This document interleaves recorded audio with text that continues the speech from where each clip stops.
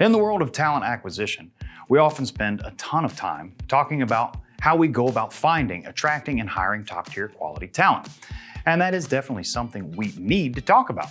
However, one area that is just as, if not more important, is what happens after you hire somebody. This is not discussed nearly as much, even though keeping your current team happy and productive could ultimately be your secret weapon in attracting even more great talent. And that's why today we're going to be talking about retention, but not just retention itself. We're going to take a look at the vital link between talent retention and your talent acquisition.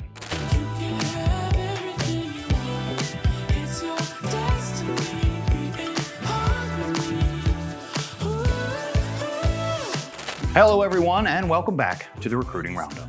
Every month we take a look at a different talent acquisition or recruiting topic. If it's your first time here, or if you're among the people returning to us but haven't yet subscribed, what are you doing? Click the button, the bell, the thumbs up, all of it. Now, let's not waste time or beat around the bush, because this is a vital topic. You invest time, effort, energy, and money into finding the right candidates for your positions. Let's say you land that perfect hire. That's great, but now what? How long do they stay? What if they decide to leave within just a few short months? It's obvious that all that time, effort, energy, and money you used to find and hire them in the first place are essentially wasted, and now you have to go through the whole process all over again just to find another qualified candidate who may also leave shortly. All right, that's bad. Okay. All right, important safety tip. Thanks, Egon. But beyond that, it could also affect ongoing projects, impact your time to fill metrics, and worse yet, poor retention can have a devastating impact on your employer brand. Now, we've talked about the importance of your employer brand right here on this show before. We've also talked about how much candidates value current or former employees' opinions when weighing a new job.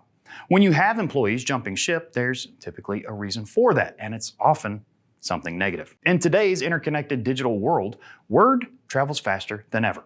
That means any negative feedback a current or former employee has is on the web and can easily be found and influence potential hires to look elsewhere. Aside from that negative impact on your overall employer brand and reputation, a high turnover rate and constant churn can also impact your recruiting team. They're doing their best to fill positions, but as fast as they find and provide new talent, you're constantly losing it. It's like filling a bucket with holes in it. You just can't seem to get ahead. And if you're watching this and you do have high turnover rate, it could be telling you that there are some underlying issues that you really need to address.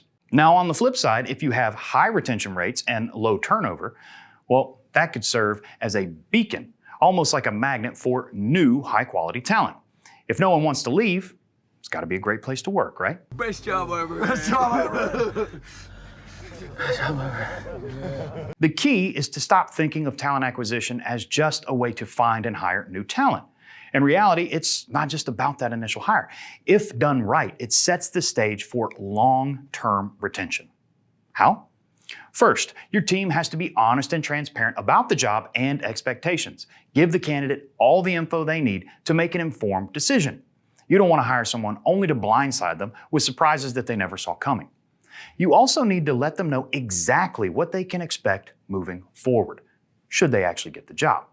This applies both to expectations you have for them, their responsibilities, communication, etc., and what they can expect from you, such as internal training, professional development, or promotion opportunities. Secondly, it's not just about the job itself. It's also about who they will be working with while doing the job and the company's overall culture as well. No matter how great a candidate is, if they're not a good fit with your culture or won't mesh well within the current team, it's going to ultimately not be a fruitful relationship.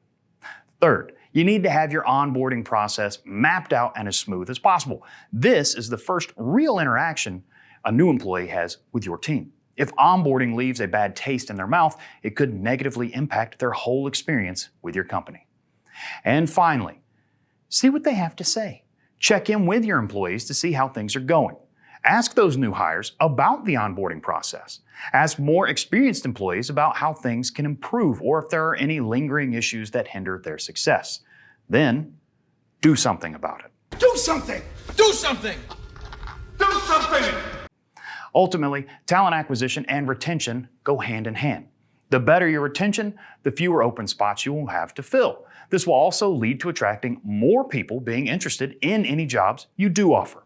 The more open and transparent you are during the initial interview, hiring, and onboarding process, the better your retention will be. It's a cycle that feeds on itself. The better you get at it, the less time and resources you will need to burn through to keep a fully staffed team, and the happier your team's gonna be. If you need help with your talent acquisition, or you would like to talk to someone about how you can improve, let us know. I have links down there for consultations and to learn more about our RPO team, who can scale up or down and be involved as much or as little as necessary to meet your talent acquisition needs. And that'll about do it for us here on this episode of the Recruiting Roundup. Until next time, thanks for watching.